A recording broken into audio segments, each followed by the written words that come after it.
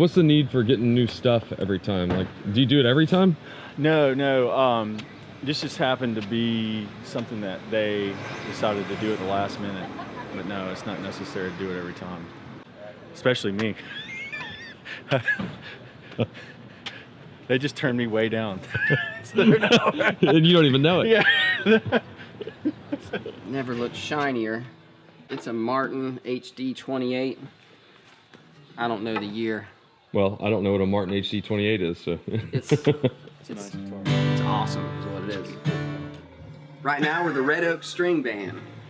We used to be the Red Oak Southern String Band because someone else had the Red Oak String Band, but then they quit, so we snagged it because it's shorter.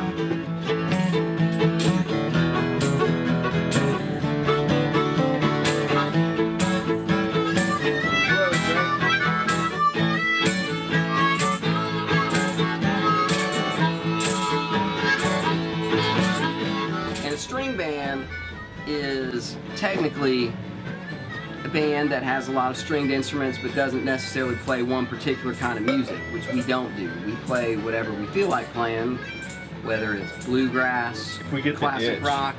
We play it. We like it, and we bring it in, and it's not too much trouble to learn. We'll play it.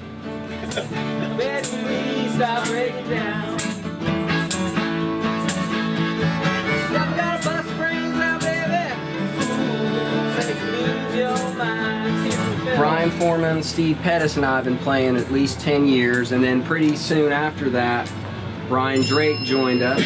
Yep. And then Eric's been playing about 5 years, and Marshall's only been playing with us about a year. A year off and on. I'm the newbie in the crowd. Right. and not pictured here is Mike Harrison, who's been playing with us off and on for 10 years. So. Since 1942. Yeah, we started as a Mike Harrison tribute band, and now he's actually in the band. Right here.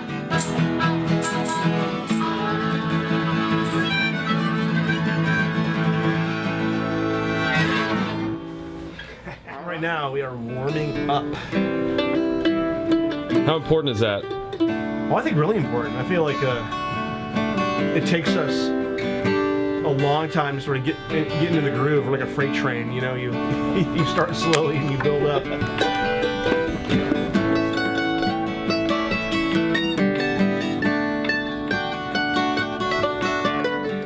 This is standard Red Oak string band guitar gear, your tuner and your capo. Got to have them ready at all times, and then you probably need an extra because someone's not going to bring theirs.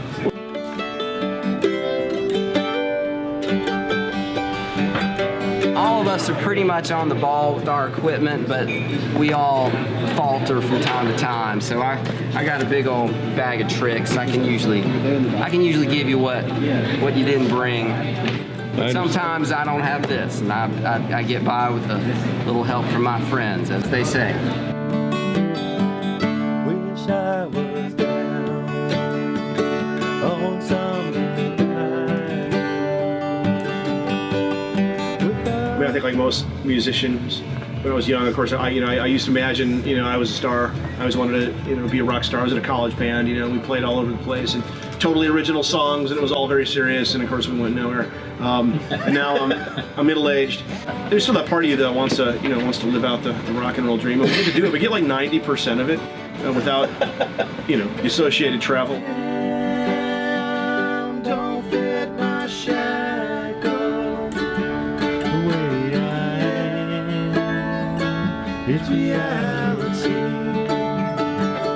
I can But, I mean, yeah, it's just a little fantasy. I mean, again, for me, it's a lot better than just golf. I mean, it's and only in this town, only in Athens, can guys our age like have more gigs than we can pay. Actually.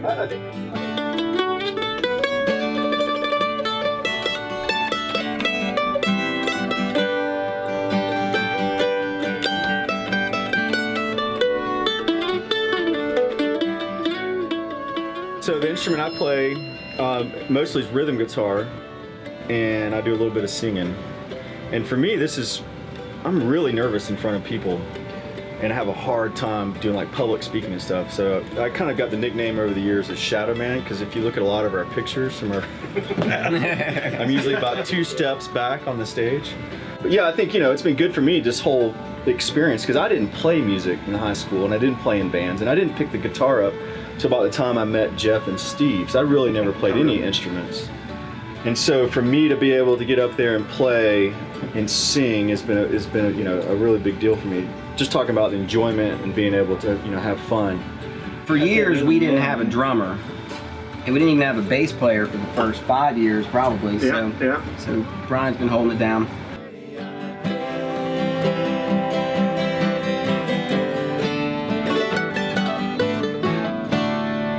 Sorry. Got the sneaky seat. I snuck a little too early. Yeah.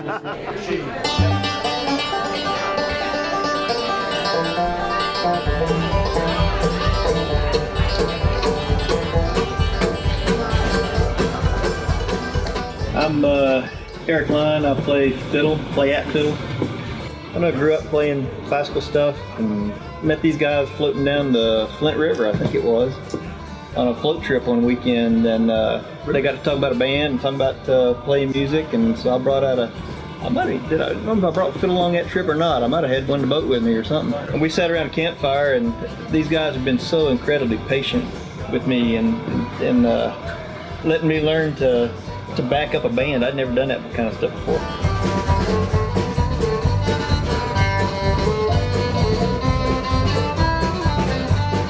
And I never really enjoyed music nearly as much as I have since I started playing with these guys.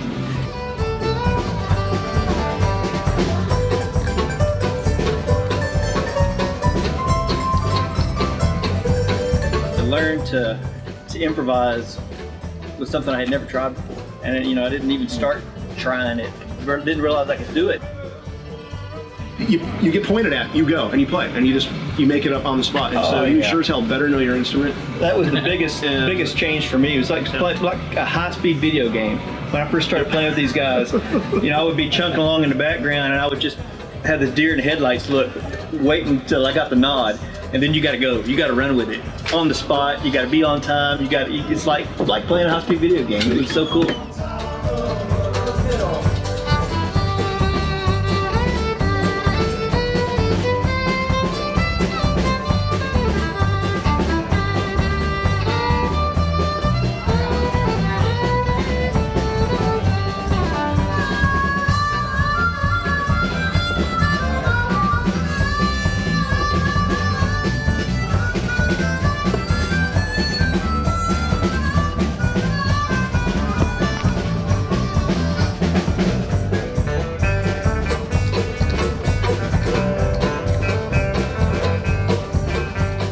Starting the drums in middle school, you got to pick an instrument, and I didn't want to play any other ones. Played through high school in the drum line, and had a drum set out in the garage. Played along with Pearl Jam. I was there. They didn't know I was there, but I was there.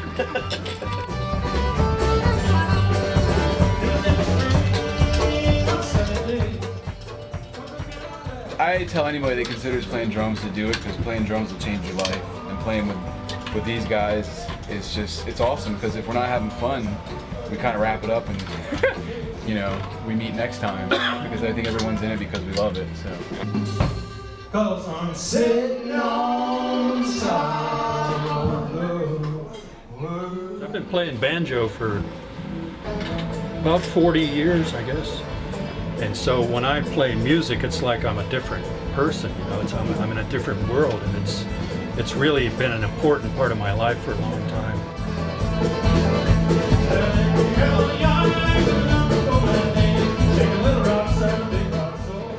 Luckily, my wife understood that when she married me, so it all works well.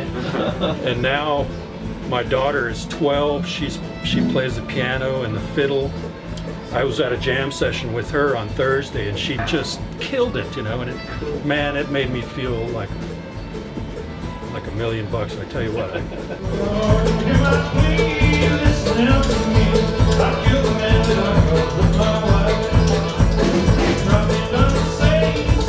I never would have had the confidence to get going in a band like this. If it hadn't been for people like Mike and some other folks that were experienced players, you know, could have played with anybody in the world they wanted to play with, but they let some ranked beginners jump in there and try, and it's definitely made me a better player for sure.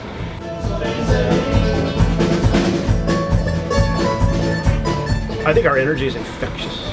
And it's a great creative outlet too. I mean, we get to, if we want to write originals and try to play originals and try to get them out there, we can do it. And if we want to do covers, we do covers. You know, that's right.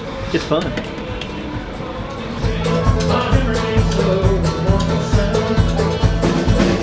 Now it is true, there aren't as many banjos as there are guitars. Yeah. So when someone breaks out a banjo, it's special, and people come and look at it. It's extra special when Mike breaks out. And it's extra special when someone who knows how to play.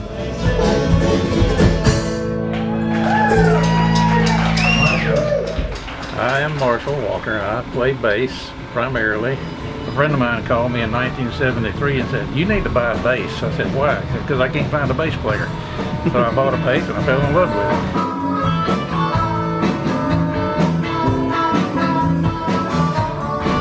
And as far as how I came to play with the band, Mike Harrison called me or texted me, I guess about a year ago, and said, "Keith, their regular bass player can't play. Can you play a gig with these guys?" I said, "Sure." I'd known who they were for a while and jumped at that opportunity.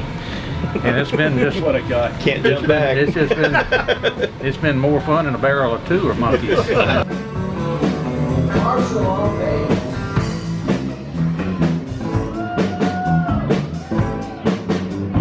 There's something about being in the center of that sound too. I mean, you get a certain sound when you're out in the audience and you're listening to a band play, but when you're up there and on the stage in the center of that sound, you got all your buddies around you and you're making that music. Yeah, it's just incredible.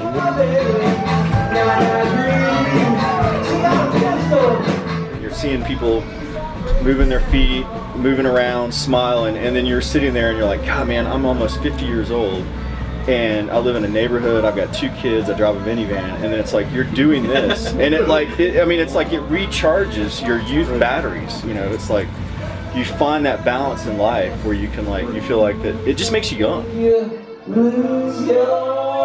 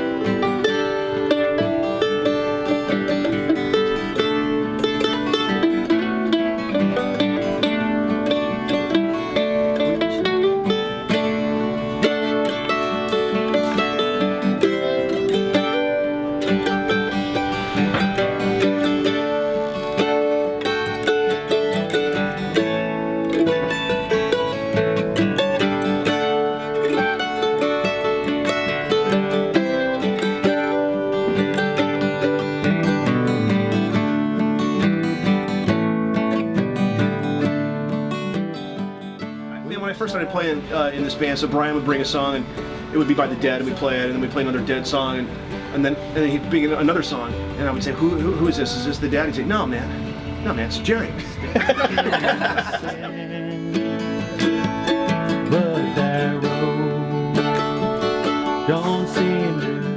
We played someone's party. Was the guy's wife's graduation party.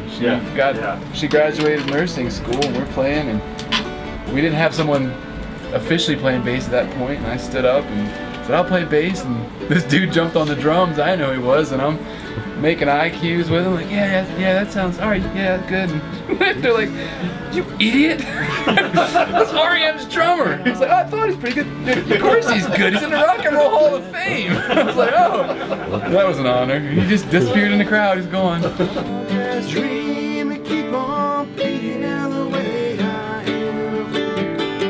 Places we'd like to play in Athens, but I think, we're just happy playing and being together. I mean, it's a good group of guys. The pinnacle of it, I think, the pinnacle for playing out would be you get that phone call on a Tuesday, and one of your heroes is playing Georgia Theater, and their opening band fell through. That would be my dream. And I think Brian's right. Like, if all the gigs dried up, we'd still just end up back in the garage every Wednesday just playing.